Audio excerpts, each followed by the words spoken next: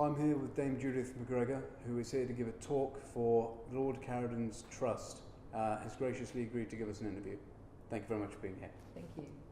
In researching you for this interview, obviously I went through your career, very broad, colourful career. I mean, in the past 10 years alone, you've been the Immigration Commissioner, I believe? Migration Director for the Foreign and Commonwealth Office. Yeah. You've been the Ambassador to Mexico. You've been the British High Commissioner to, I believe it's now South Africa, Swaziland and Lesotho, isn't it? Lesotho. And Eswatini, it's just been renamed Swaziland, would you believe? Yeah. Fantastic. And not forgetting, of course, your list of honours.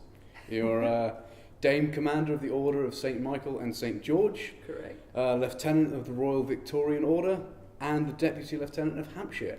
Got to ask, do you have any hobbies I've missed out or anything like that? Dog walking, reading, sewing, doing DIY on our everlasting project of an old farmhouse in France, and travel, yeah. So have you found like a 25th hour in the day that you've hidden away, you've not told us about? No, but I have learnt through a career where we did keep changing countries and jobs, because my husband was also a diplomat. So I travelled with him, and then we travelled together, and then we worked separately but in quite close proximity to each other. So you learn to be a bit focused, your time is not infinite, so pack it in. Sounds good.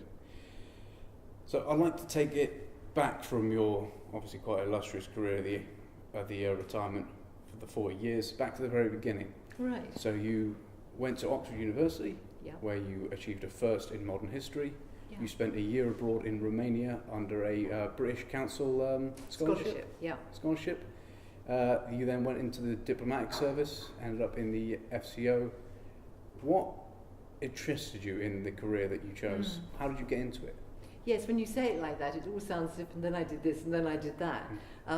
When I left university, I really didn't know what I wanted to do, and there were these government scholarships, which, ironically, 40 years later, I spent a lot of my time trying to promote scholarships, educational exchanges. And it seemed like a very good idea to go away and travel and not be sort of, pressured into doing a job. And so I went to Romania, and it was during the communist rule of President Ceausescu. It was very unfree, very sort of tense, difficult place. And I got to know at first hand what people in the embassy were doing, i.e., not least helping and supporting students like me who were working and trying to study in the country. And I just thought, well, actually, maybe it's a more substantive job than I realised. And I hadn't been initially very interested in it. But when I came back to the UK, I then applied, and it was quite a long time ago, it was 1975, only 2 years after they had dropped the marriage bar, which was that if you as a woman joined the diplomatic service and you got married, you had to resign, it was automatic. And so there weren't many women applying for the Foreign Office, but I did, and I got through, and I was asked at the final selection board, what would you do if you got married? And I said, well, is this a question you ask also of male candidates? Next question. They had no answer. And I thought, right, this is going to be a bit of a challenge going into this organisation. But I did, and I really found the content of the work that I was doing. I went into my first work was on Yugoslavia and Albania. Albania was cut off from the world, really, under Enver Hoxha, the ruler at the time, and Yugoslavia was being run by President Tito, a wartime hero, but a lot of wartime baggage too, and Yugoslavia was a country which was thriving, but which was being pulled in many different directions by its different nationalities. So it was a fabulously interesting posting, and then I followed it up by going and working in Yugoslavia. What interested me? I think being able to live abroad, not just travel, and the chance to really get to know and understand societies overseas, which I'd done a little bit in Romania, but I was a bit constrained really there. You obviously spent quite a lot of time in Eastern Europe, especially during the time of the Soviet Union. Is there a particular reason you were in those postings? Is it because you chose them? Is it a sort of gravity of having experience in Romania and Yugoslavia that you kept getting those postings? Well, it's interesting you say that, because at that time there was no choice. You were posted. I mean, people perhaps made those choices for me and just said, yes, she's got this experience, therefore working. I mean, Yugoslavia followed because I had been working on Yugoslavia in London, so there was kind of continuity of being knowledgeable about the subject, though I had to learn Serbo-Croat, which was something that was quite outside my normal sphere of activity. And then when I came back from Yugoslavia, I was offered the job to work on Poland and Hungary. And, it was a really exciting time. Things were beginning to change in Poland and in the whole of the Soviet bloc, the sort of Soviet Union. And I just thought this was a great opportunity. And so I didn't choose that, but it sort of naturally followed through and gave me quite an interest and, if you like, expertise in that area, which I then drew on later when I accompanied my husband to Poland as the ambassador there in 1998. And then when I became ambassador in Slovakia, which of course was part of the Czech Republic, the Czechoslovakia. And I'm sure by that point, the fact that I had all this experience earlier on was helpful to me when applying for the job. Because by that time, we applied for jobs and were not posted. Fantastic. Have you had a chance to go back to some of these places that you've been in your earlier career and seen the transformation? Has that been a... Yes, I have actually. But it's part of my plan, actually, I think now to do more of that. But certainly we went back after, because again, I accompanied my husband when he was working in Prague, and that was just around the time of the sort of the Velvet Revolution, 1989, 1990. And we did go back and visit a couple of times after that. And Poland, I've certainly been back to. The other countries, no, I've not. Yugoslavia, I've not had a chance, or Romania yet, to go back to. But Slovakia obviously was a country I got to know quite well in the 2 or 3 years when I was ambassador there. So big changes. I mean, one has really seen those countries, come out from a sort of, very difficult, intense time to a period of great change, and not everybody's a winner in those circumstances. So, a lot of, I wouldn't say it was instant, wonderfulness for everybody, but a real sense of a reflowering and a sort of connection with the Europe of the early 20th century before the Second World War. That's great. Obviously, the Soviet Union's breakup, come the fall of the Berlin Wall, the dissolution of the Soviet Union itself, a lot of right-wing reactionism in those former Soviet countries had been fermenting during those years prior to the breakup. I might be jumping the gun a bit on your lecture later on, off the title of it. Are we seeing some reflections of that in modern Europe now with the EU and some of these right-wing parties and populist parties starting to gain a foothold in local and national politics? I think it's quite hard to discern patterns as such, in that way. And it's worth remembering that each of these countries is quite different, and their economies have flourished or not flourished so much in the past sort of 20 or 30 years. In a way, I think some of the pulls are perhaps less about right-wing, left-wing than sort of national identity, and sort of, obviously, under the Soviet Union, it was one organisation, and so there was a degree of, if you like, national feeling in order to sort of regain that, and national identity and national governments. But then the way forward for those countries lay very much in putting their, as it were, their sort of energy and effort into becoming part of the European Union, which they saw as offering a great opportunity for their citizens to work in, to travel, and obviously the sort of the greater strength and economic growth that could come through that. I don't really see that that's changed entirely in those countries. I think people continue very much to see that the European Union has been great for them in terms of prosperity and opportunity. The biggest change, of course, which has produced tensions in recent years, has been migration and pressures from other parts of the world coming into the European Union. And then in those circumstances, and also post-2008 and the crash, and things not being quite as dynamic as they were before that, have made resources scarcer. And I think that's contributed to those sorts of tensions. But I don't see that necessarily translating into, a right-wing wave all over the place. When you look at these different parties, they are, I think, quite nationally inclined, sometimes with quite different agendas, and not always with an anti-European agenda, for example, though in some cases there are. So, yeah, I mean, I think one just has to say that there's a lot of change around at the moment. I will come on to this into my lecture, you're absolutely right. I'm looking forward to it.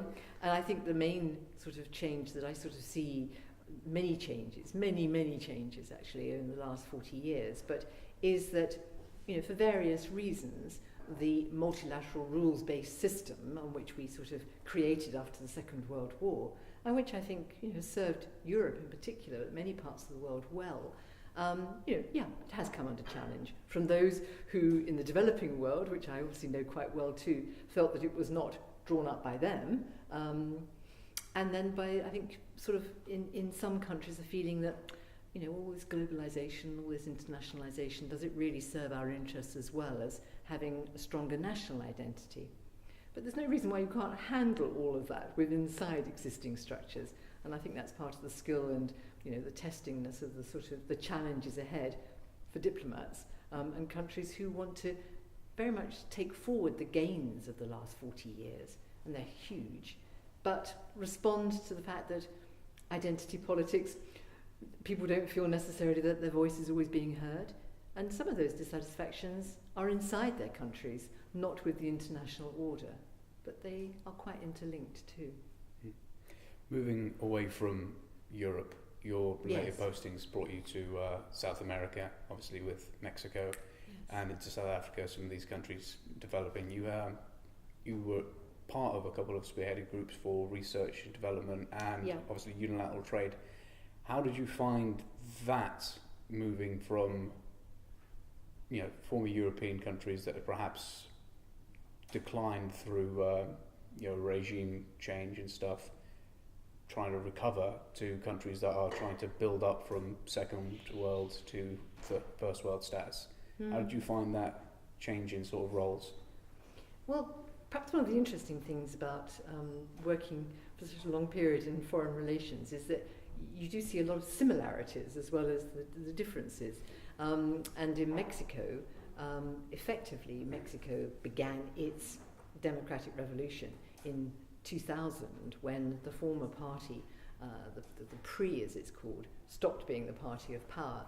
And actually, for the first time, there were many freer elections. So in a way, the democracy angle in Mexico and change and reform felt quite recent in 2009. It was sort of about 10 years in. And obviously in Slovakia, when I was there in 2004, the changeover also felt quite recent. It was about 10, 15 years. So ironically, each country felt that they were still quite a new, young democracy. And I think that's right, they were. And so many changes had come about. And it's a theme that, is much around, but perhaps isn't always talked about, is just the importance and strength of institutions. And in these young democracies, and you could also include South Africa in that, and African countries, they change their governments, but they don't always have the opportunity to build up strong rule of law, strong government institutions which will, do things impartially, and sort of a fabric of society that the citizens can trust in. And so I think I found actually many similarities, and a lot of the stuff that we have been doing in Central Europe, programs to help develop precisely that capacity, was also true in Mexico and very true in South Africa. Fantastic. So from the large scale change and improvement to a smaller scale, but equally as important, from 2006 to 2016, you were the FCO's Women's Association president. Right. During which time, obviously, you worked to spearhead driving more women into senior positions and encouraging women into the fields. How have you seen that sort of improve over your time in the service? Have you seen any great successes? Anyone you want to champion that you've sort of shepherded in and you're seeing rise? Yeah, I think you really hit the nail on the head about championing, because I think that's really important. And I do champion and I mentor quite a lot of people still coming along in the Foreign Office, not just women, but quite a few women, because one of the things is it takes a long time to make these sorts of changes. But yes, we saw tremendous change during that period. I mean, not enough, not as much as we would have liked. One of the big successes most recently, I think, because it's high profile and it means a lot, was the appointment of Karen Pierce, a friend of mine, who has now become our sort of ambassador at the United Nations. One of those big sort of iconic postings that people know about because you often see her on television or whatever. And we've also had women doing really quite senior jobs in Moscow, South Africa, China. I mean, my colleague Barbara Woodward. So yes, I mean, some sort of thank you. At last we're beginning to see some women in these senior posts. But I think probably the more important thing has been building the pipeline of people coming through and recruiting more women at the beginning, and recruiting more women, recruiting more people from Black, Asian and minority ethnic groups, and also improving people's chances if they're disabled in some way. All of those things hang together really, which is making the Foreign Office less Carlton Brown of the FCO and much more kind of out there representing and looking like the people on the streets, as it were, the people who vote for you. And I'd say there's still a long way to go. We still are not represented in the top senior echelons of the Foreign Office to the extent that women are in society. But the Foreign Office isn't alone in that. That would be true of many big institutions in the UK. Universities, look around the senior professors or the senior administrators, and you don't find that diversity.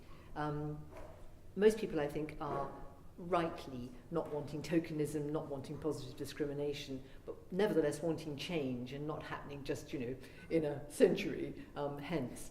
So I'm pleased with, I think what I would say is, in those 10 years, we changed from people sort of saying, well, it's not a big deal, is it? To people saying, this is a really big deal, we're not diverse, we need to do much more, and really putting a lot of time and energy into it. And yes, and we've got some fruits of it too. Fantastic.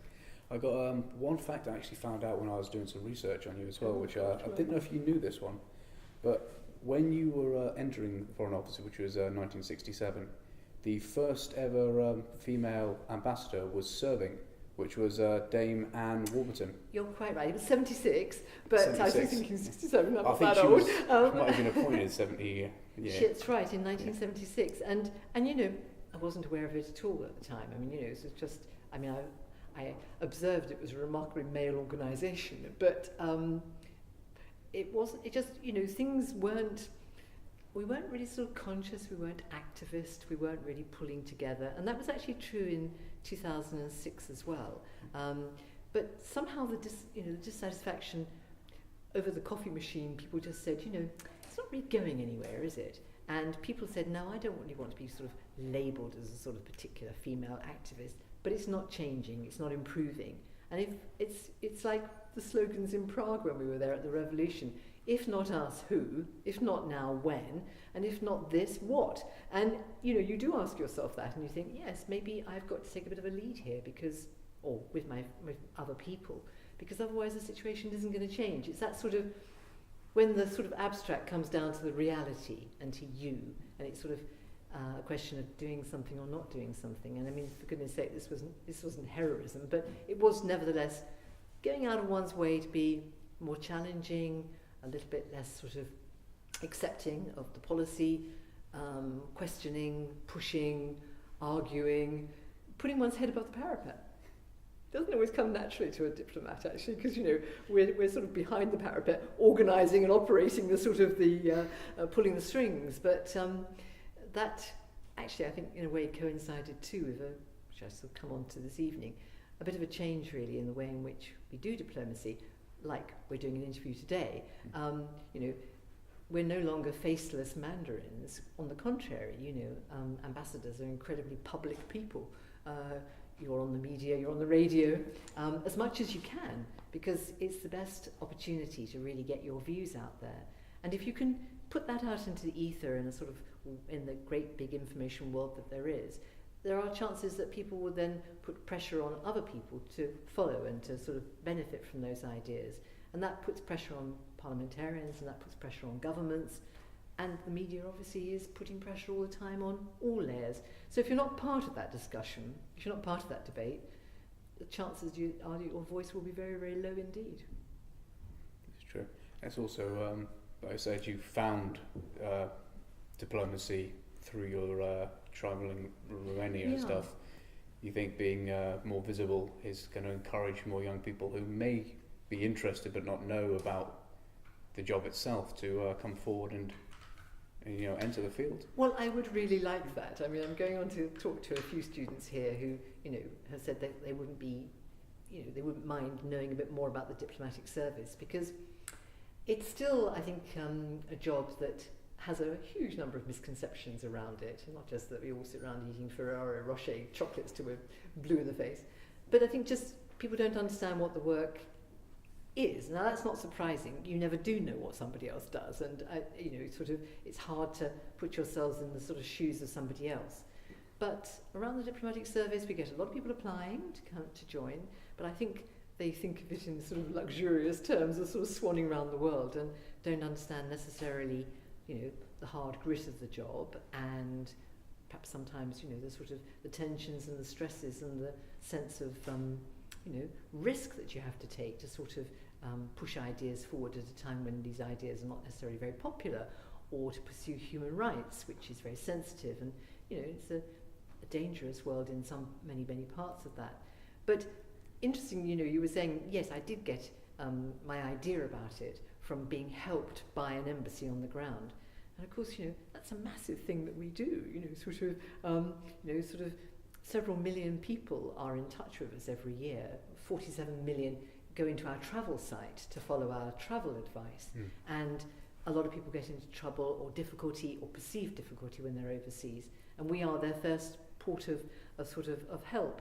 And that's one way of understanding what an embassy does for you. It looks after its citizens. And then in another sense, if you're a student, the governments are organising these exchanges for you. So that's another form of assistance. It gives you an inkling of what this job is about. It's very broad now, it's very wide. I think it's probably more exciting and more rewarding than it's ever been, actually. Fantastic. So you had a 40-year span of yes. so many different roles. March of last year, I believe, is when you officially stood down from your post. Yeah, that's right. What have you been doing with yourself since, and what are you planning to? Obviously, you're someone who can juggle many balls in the air, so what are your plans now? Yes, I don't seem to have lost the sort of interest in juggling, you're right. One of the things I'm doing is working with Southampton University. I'm on their governing board and vice chair, and it's a big university in my hometown, Southampton, and it plays to my interest in sort of keeping up those international education connections, which obviously we're going to recalibrate to a certain extent after Brexit, because we won't be doing it necessarily through European Union programmes. But Southampton, like many universities, already has quite an international profile. I work also on the Arts and Humanities Research Council, GAME, that comes at it from the angle of trying to encourage more international funding of research. It's incredibly important in places like Africa that we really develop a stronger university research, teaching product that's coming out to help those countries run their organisations as well as they possibly can and give the opportunity to young people. And I'm also on Visit Britain, the board of Visit Britain, because I'm passionate about tourism. I think tourism is one of these things that we all experience, we all do it. If you live in London, at times you feel completely woofed by it. It's a tremendous number, and you're in the West Country here, which is a great tourist destination. But it's something that needs to be sort of recognised, funded, I think, going forward better. It's going to be something which, if we have post-Brexit more controls on particular areas of immigration, that's going to affect the job market here and the skills that will be available for tourism. So there's lots of different angles that are really exciting. And I think, I joined the board because I wanted to sort of bring the international dimension to that, and sort of the importance for Britain of international tourists feeling welcome and coming and visiting Britain. They do in great numbers, but we could still do more. So those are just a few of the things I do. There's a lot of them. So not slowing down anytime soon then? No, not at all. Right. Well, thank you very much for coming and sitting down with me. And I'm looking forward to hearing you talk. Great. Fantastic. Could you tell us what the lecture is that you're giving us in a minute? What's the title? What's the sort of thesis? The sort of thesis is, it's called The Changing Face of Diplomacy from the Cold War to Brexit, which are the sort of two bookends of my career, really, issues I was working on. And yeah, to chart some of the bigger changes that have happened and which people may not be so aware of in diplomacy and the diplomats who do this. And to sort of just talk about change, I think, actually, and what it means, and it's going to go on. But it's quite a different way of looking perhaps at diplomacy. I'm looking forward to listening to it. Thank you very much for coming in and sitting with us. Thank you. Fantastic. Thank you very much. Thank you.